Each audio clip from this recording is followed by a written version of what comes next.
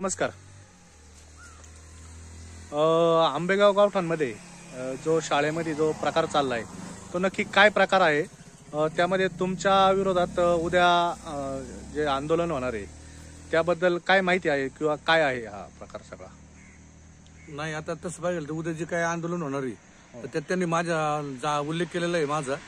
आणि त्यात विशेषतः म्हणजे जरी समजा या तक्रारी शिक्षकांच्या मी जरी केल्या असल्या पण तो वास्तविक पाहता यांनी जी काही संस्था आहे आमची त्या संस्थेचा त्यांनी उल्लेख करायला नव्हते पाहिजे. एकंदरीत त्यांनी या ठिकाणी संस्थेची बदनामी करायची का जाणीवपूर्वक प्रयत्न चाललेला आहे.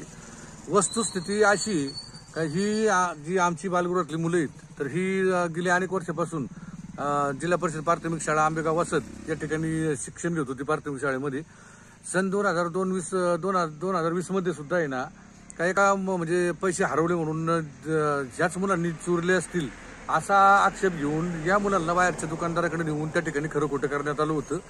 आणि त्यावेळेस मी तक्रार अर्ज देणार होतो, परंतु त्यावेळेस ते स्थानिक तिथले जे काही तत्कालीन सरपंच होते निलेश गोलेब साहेब त्यांना मी सांगितलं, म्हटलं साहेब असं मुलांना फिरवले चोरीचा आरोप घेऊन, ही गोष्ट बरोबर नाही. म्हटलं मी वरिष्ठांकडे तक्रार करणार आहे. तर ते म्हटले का 15 एक काम करा, तुम्ही काय तक्रार वगैरे काय करू नका, आपण हे काय गोष्टी ज्या सामोपचाराने घेऊ म्हटले, समजून सांगू म्हटले शिक्षकांना. मग त्यात असं करून त्यांनी मला त्यावेळेस तिथल्या ऑफिसमध्ये नेलं, जिल्हा परिषदच्या शाळेच्या ऑफिसमध्ये गेल्यानंतर ते कोकणी मॅडम वगैरे होते त्या आल्याच्या नंतर त्यांनी सरपंचांनी विचारलं तर ते म्हटले नाही ठीक आहे म्हटले, इथून पुढे काय असा प्रकार होणार नाही, तर तक्रार अर्ज काय करू नका, वाटलंच तर आम्ही तुम्हाला लिखित देतो. तर 2020 मध्ये त्यांनी माफीनामा लिहून दिलेला आहे का संबंधित मुलांना, बालगृहातल्याच मुलांना, बाकी दुसऱ्या कोणत्या नाही, बालगृहातल्याच मुलांना चोरीचा आळ घेऊन आम्ही गावामध्ये फिरवलं, दुकानदाराकडे नेलं आणि त्यांना परिपाठामध्ये छड्या दिल्या. हे त्यांनी माफीनामा त्यावेळेस लिहून दिला होता. माफीनामा लिहून दिल्याच्या नंतर सुद्धा मध्ये 2-3 वर्षाच्या कालावधीमध्ये सुद्धा मुलाकडे दुर्लक्ष करणं, अभ्यासाकडे दुर्लक्ष करणं, ही गावातली मुलं, ही आश्रमातली मुलं, असा भेदभाव करणं, या अशा गोष्टी चालू असायच्या. मुलं सांगायचे पण मी काय विचार करायचा, किरकोळ गोष्टीवरून उगाच संघर्ष केला तर निष्कारण काय होणार, याचे परिणाम त्या लेकरांना, विद्यार्थ्यांच्या परिणामावर होणार, त्यांच्या शैक्षणिक गुणवत्तेवर होणार. त्यामुळे मी काय ती तक्रार वगैरे काही म्हणजे मी गेलोच नाही त्या बाबतीत. कोणाला म्हणतो मुलांना जाऊ द्या, तुम्ही तुमचा अभ्यास करा मी म्हणायचो. आणि अशा गोष्टीकडे जरा दुर्लक्ष करत गेलो मी. तर एक दिवस काय झालं, मला मुलांनी सांगितलं परत, अहो सर म्हटले आम्हाला त्या ठिकाणी काही म्हणजे आमचं काही परिपाठ स्वाध्यायाने आणलं म्हणून आम्हाला मॅडमनी बेंचवर उभं केलं आणि बाकीच्या मुलांनी म्हटलं पगार बालगृहातल्या मुलांनी जे अभ्यास नाही आणला, स्वाध्यायाने आणला, वाजवलं टाळ्या, अशा प्रकारचं अपमानित केलं. त्या गोष्टीकडे दुर्लक्ष केलं मी. पण ह्या गोष्टी अशा वारंवार व्हायला लागल्याच्या नंतर मला एक मुलांनी सांगितलं सर आमच्या वर्गातली एक मुलगी म्हणे त्या मुलीचे 10 रुपये गेले, 10 रुपये हरवले म्हणून त्या शिक्षक लोकांनी काय केलं म्हटले, आपल्या बालगृहातल्या मुलांना जे गावातले जे काही 3-4 दुकान आहेत त्या दुकानामध्ये नेऊन त्या ठिकाणी आम्हाला नेऊन खरं खोटं केलं म्हटले. मग ही बाब जरा मला थोडी वाईट वाटली का आज एका बाजूला गेली 14-15 रोज झाली आम्ही नवरा बायको त्या ठिकाणी दिवस रात्र, अजून म्हणजे तुम्हाला प्रामाणिकपणे सांगतो एक दिवस त्या लेकरांना सोडून आम्ही कधी मुक्कामाला कुठे बाहेर गेलेलो नाही. लेकरांचं हे लेकरांना कोणाचा आधार नाही, लेकरं ही सगळी उन्हाळा, हिवाळा, दिवाळीची सुट्टी या सगळ्या पिरियडमध्ये ते होत असतात, त्यांचं भविष्य आम्हाला घडवायचे. आणि या प्रकारामध्ये असं चाललंय काय, पण तरी सुद्धा नको विनाकारण संघर्ष. कारण मला माहित होतं, एकतर मी बाहेरून आलो, जुन्नर तालुक्यातला मी या ठिकाणी मी काम करतोय. आज पहा तुम्ही का इथं शिक्षकांनी घृणास्पद कृत्य करून सुद्धा काही लोक त्यांच्याच मागे आहेत. मग ह्याला अनाथ लेकरांचं कोणी विचार केलेला नाही. म्हणजे मग ही परिस्थिती त्यावेळेस व्हायला नको सुद्धा, तरी त्यावेळेस सुद्धा मी कुठं तक्रार केली नाही. कारण म्हटलं काय होणार आहे, आपण बाहेरून आलेलो आहे, तिथले लोक जे काय स्थानिक काही मोजके जे असतील तिथले गावचे लोक हे तिथलेच त्या शिक्षकांचीच बाजू घेणार म्हणून ते गोष्टीकडे दुर्लक्ष केलं.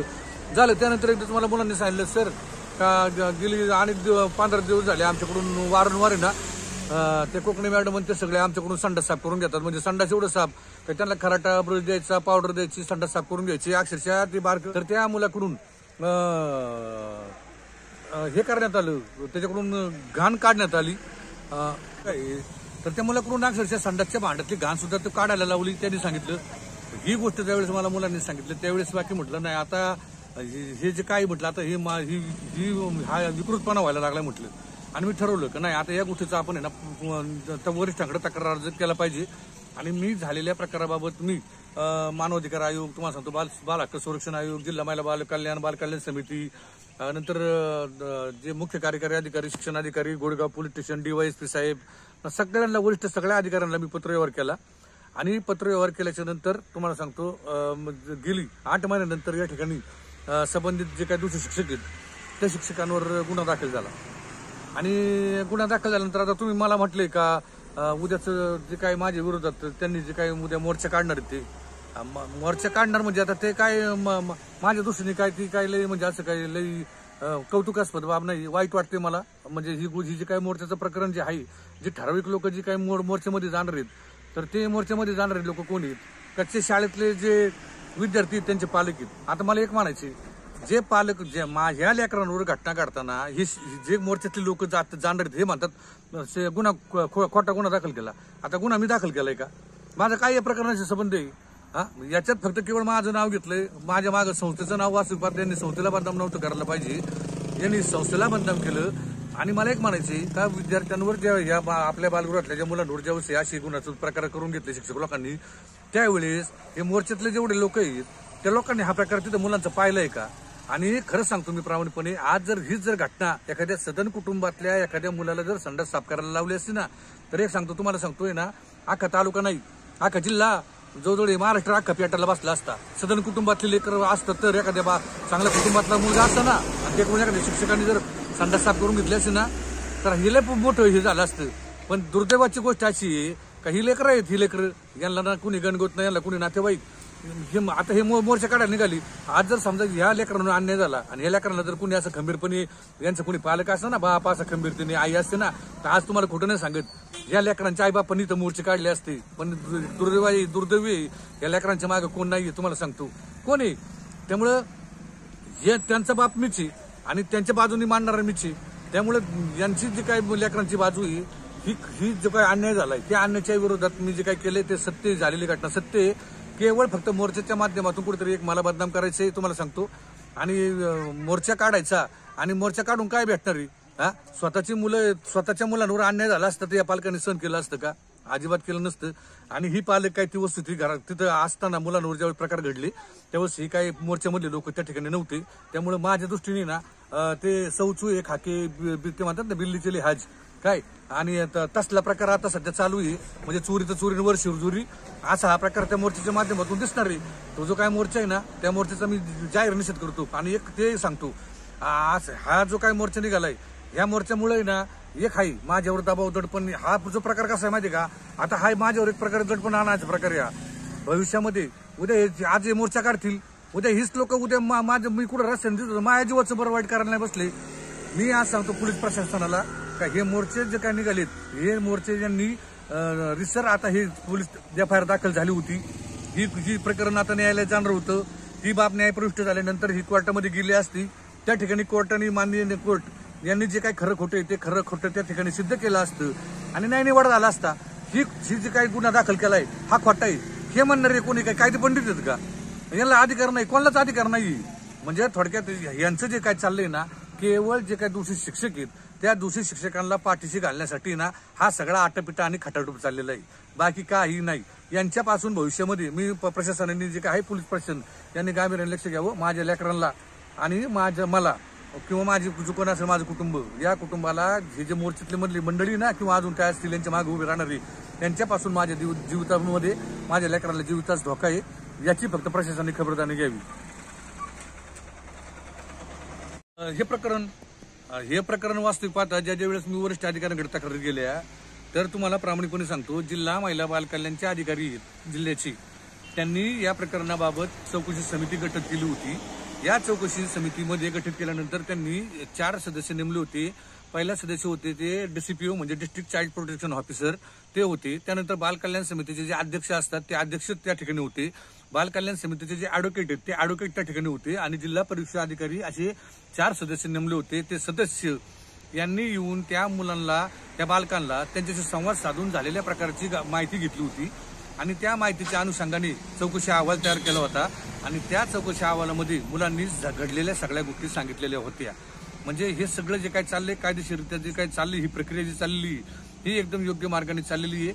फक्त एक आहे याच्यामध्ये जे काय आंबेगाव तालुक्यातले जे काय आता सध्या ज्या पंचायत समितीच्या गट विकास अधिकारी आहेत प्रमिला वाळून मॅडम, वाईट वाटतं मला का आज व्हिडिओ साहेब म्हणतो आपण यांना काय नाही. आता त्यांना छोटी डिग्री होती पण या प्रकरणामध्ये त्यांनी सुरुवातीला एकतर्फी अहवाल तयार करून या गोष्टीमध्ये तथ्य आढळून नाही आलं म्हणून ना या लेकरांना न्याय नाही दिला आणि हे प्रकरण दडपण्याचा प्रयत्न केला. अजूनपर्यंत तुम्हाला सांगतो, फक्त व्हिडिओ मॅडमला फक्त एक विचारा, काय म्हणावा का हे जे अनाथ लेकरं आहेत, निराधार लेकरं आहेत, यांच्याशी तुम्ही बालगृहामध्ये जाऊन का पंधरा जरा 2 मिनिटं मला मुलांशी बोलायचे, गाडी लावली, खाली उतरल्या आणि मुलांना बाजूला घेऊन गेले, प्रेमाने कुरवळले आणि बाळांनो काय झालं सांगा रे. विचारा बरं व्हिडिओ साहेबांना, तुम्ही आतापर्यंत एकदा तरी या मुलांना विचारलं का या परिस्थितीची काय घटना झाली काय झाली नाही? काही नाही. काय व्हिडिओ साहेबांनी कोणत्याही गोष्टीचं गांभीर्य सुद्धा त्यावेळेस लक्षात घेतलेलं नाही. मुलांची कोणत्याही प्रकारचे संवाद साधलेला नाही. काय प्रकार घडला याची कोणतीही माहिती न घेता परस्पर ना त्यांनी सुद्धा त्यांच्या पातळीवर इतका छान प्रकारे हे प्रकरण मिटवण्याचा आणि शिक्षक लोकांना पाठीशी घालण्याचा प्रयत्न केला. त्यांच्या विरोधात सुद्धा मी आता 3 दिवस झाले जिल्हाधिकारी कार्यालय आणि शिक्षणाधिकाऱ्यालय त्यांच्यावर मी व्हिडिओ साहेब यांची खात्याने चौकशी करण्यात यावी म्हणून मी सरपत्र दिलेले आहे. कारण काय लेकरांच्या बाबतीत हा असा हे तसं पाहिजे तर मानवतेला किती म्हणजे ही लेकरं एका बाजूला, अरे एका तसं पाहिजे तर मानवतेच्या दृष्टिकोनातून या लेकरांना वाचतो या लोकांनी न्याय द्यायला पाहिजे. हा आज एवढे उच्च पदावर सगळे काही गोष्टी, अरे म्हणजे तुम्ही फक्त शिक्षणाने तुम्ही शिकलेत, पण मानवतेच्या दृष्टिकोनातून जो काही खरं खोटं आहे त्या खऱ्या खोट्याला जर तुम्ही जर न्याय देत असाल तर काय तुमच्या पदाचा उपयोग आहे? तसं विचार केला तर काही उपयोग नाही. आज अनाथ लेकरांना आहे ना केवळ हे जो काय भ्रष्ट जो काही यांचा मनमानी कारभार आहे, भोंगळ कारभार आहे ना, यामुळे ना ते ही लेकरं आहेत ना न्याय मिळाला त्यामुळे वंचित राहिली. आणि व्हिडिओ साहेबांनी खुशाल खोटा अहवाल दिला का या प्रकारामध्ये काही तथ्य आढळलेलं नाही म्हणून. असा प्रकार एकंदरीत हा झालेला आहे. हे जे बालगृह आहे हे बालगृहातलं तसं पाहिजे तर आम्ही दोघं पती पत्नी या ठिकाणी गेली 14 वर्षापासून काम करतोय. मी सचिव म्हणून काम पाहतोय. या ठिकाणी समाजातल्या अनेक लोकांचं या ठिकाणी सहकार्य असते आणि बरेचसे लोक या ठिकाणी सहकार्यत असतात. आता हा जो काय प्रकार झाला हा जो शिक्षकांनी केला तो प्रकार सत्य आहे. परंपरेने जीव जाईपर्यंत मी सांगतो सत्य आहे आणि तो कोर्ट बी त्यात कळलंच सत्यता काय आहे ते. फक्त एक आहे का ह्या प्रकरणामध्ये शिक्षक हा सातत्याने हा शब्द आल्यामुळे जर काय जे जिल्ह्यातील तालुक्यातील जे काही माझे शिक्षक बांधव आहेत, आदरणीय गुरुजन आहेत, तर त्यांच्या कार्यतील भावना दुखवण्याच्या या माध्यमातून प्रयत्न म्हणजे भावना दुखावल्या गेल्या असतील तर मी त्या सर्व शिक्षक बांधवांची गुरुजनांची मी या ठिकाणी मी खरंच त्यांची मी दिलगिरी व्यक्त करतो. आणि सांगायचं तात्पर्य असं का आज तुम्ही सांगा जर ह्या लेकरांना जर भविष्यामध्ये शिक्षकांनी काय करायचं असतं, ह्या लेकरांना घडवायचा प्रयत्न केला असतो. तुम्ही सांगा जर ही लेकरं जर अशी वागणूक देऊन जर ही जर घडली नाही तर उद्या हे काय होणार रे, चोर दरोडेखोर म्हणजे थोडक्याला हे समाजकंटक समाजाला घातक होणार ना. आज आणि एका बाजूला वास्तविक पाहता आम्ही एवढं जीवनाचा त्याग करून समाजातले अनेक लोक त्या ठिकाणी मदत करतात. त्या मदतीच्या याच्यावर तुम्हाला सांगतो कितीतरी मुलं कंपनीमध्ये कामाला लागलीत. आज तुम्हाला सांगतो ह्या लेकरांना भविष्यात येणार तुम्हाला माझं एक स्वप्न होतं का मला माहिती मला सुद्धा लई अडचण यायला काय याच्या बाबतीत त्याने एक मुलगा एखादा मुलगा कुणीतरी असा चांगला शिकलेला असावा, कायदे पंडित असावा असं मला वाटायचं. का कारण तुम्हाला कायद्याचं ज्ञान असेल ना तर तुम्ही सारे जग जिंकू शकाल. म्हणून तुम्हाला सांगतो एका मुलाला मी 4थी पासून सांगत होतो, अरे बाळा म्हटलं तुला आहे ना तुला वकील करायचं लक्षात ठेव. मी तुम्हाला सांगतो सगळ्यांनी कोणाला जर पाहिजे असेल तर माझ्याकडे नंबर घ्यायला या. 4थी पासून असलेलं ते लेकरू आहे आज बारामतीला आहे ना लास्ट इयरला लॉ करते. लॉ तो कायदे पंडित म्हणून उद्या समाजामध्ये तो उभा राहणार आहे. थोडक्यात एक लक्षात ठेवा की मी करतोय म्हणजे काय मी मोठेपणाने म्हणत नाही मी करतोय. हे सगळं चाललंय हे समाजाच्या चांगल्या जे काही उदत्तांत करण्याचे लोक आहेत ना त्या लोकांच्या जीवावर चाललंय, परमेश्वराच्या आशीर्वादाने चाललंय आणि आम्ही केवळ त्या ठिकाणी निमित्त मात्र आहे. आणि त्या निमित्त मात्र होऊन बसत असताना जर ह्या लेकरांना जर अशा प्रकारची वागणूक मिळाली त्यामुळे त्याच मला इतकं म्हणजे मनापासून वाईट वाटलं. आहेत समाजामध्ये हा प्रकार सगळ्यांना माहीत झालाय. मला अनेक लोकांनी मला फोन करून सांगितले का पांढरे सर खरंच वाईट वाटतं तुम्ही जे काय अक्षरशः तुम्ही जे काय किस्से सांगितले तर आम्हाला मनापासून म्हणजे अक्षरशः डोळ्यात आमच्या पाणी आलं. ते म्हटले सर ही काय अडचण आली तर तुम्ही आमच्या मागे उभे राहा. म्हणजे एका बाजूला काय समाजातली काही जी चांगली लोक आहेत, चांगल्या विचाराची आहेत, आचाराची आहेत, चांगल्या बुद्धिमत्तेची आहेत, का ज्यांना कळलंय काही वस्तू काय ती लोकांना वाटतं का ह्या मुलांचं आयुष्य भरकडायला नको, यांना अशी वागणूक द्यायला नको. ती एका बाजूला उभी आहेत. आणि दुसऱ्या बाजूला ज्या शिक्षकांनी असं घृणास्पद जे काय प्रकार केला तो प्रकार झाकण्यासाठी त्यांच्या भविष्यातली कारवाई व्हायला नको म्हणून काही लोक आपली पोरं त्यांच्या हाताखाली आहेत. केवळ फक्त काय आपली पोरं त्यांच्या हाताखाली आहेत ना म्हणून शिक्षक आपल्या पोराकडे लक्ष देतील ना म्हणून मस्तपैकी शिक्षकांची बाजू घेऊन मस्तपैकी ना आता मुकमोर्चा सामील होणार आहे. मी मुकमोर्चात काय आहोत केलेल्या कृतीमुळेच ना हे दुसरे शिक्षक ना अक्षरशः मुकेच झालीत. यांना बोलायला काही शब्दच राहिला नाही. त्यामुळे मला तर वाटतं हा मुकमोर्चा आहे ना हा आहे चांगलं आहे. पण एक आहे काही लोकांनी म्हणजे मला तर वाटतं का हे जे आता हे नाविलाज आहे ना शेवटी यांच्या वर्ग आपलं मुलगा जर त्या बाईंच्या वर्गात असेल तर तो पालक तिथं मुख मोर्चाला का नाही जाणार? जाऊ द्या, शेवटी ज्याची त्याची इच्छा आहे. फक्त माझं एकच म्हणणं आहे इथून पुढे का ज्या असे मोर्चे फिरचे काढून माझ्यावर दबाव आणण्यापेक्षा, पोलीस प्रशासनावर दबाव आणण्यापेक्षा आहे ना, जे आता FIR दाखल झालेली आहे, सरळ मी तो म्हणतो कायदेशीर मार्गाचा अवलंब करून आहे ना, न्याय व्यवस्था जो काही निकाल देईल त्या निकालाची वाट पाहावी आणि समाजाला एकंदरीत हे वातावरण दूषित नाही आलं पाहिजे, बिघडलं नाही पाहिजे. भले त्यांचं बी नाही आणि भले माझं बी नाही. एक केवळ आता फक्त एकदम म्हणजे शांततेची भूमिका घेऊन न्याय देवता देईल त्याची वाट पाहणं आता महत्वाचं आहे आपल्याला, बाकी काहीच नाही.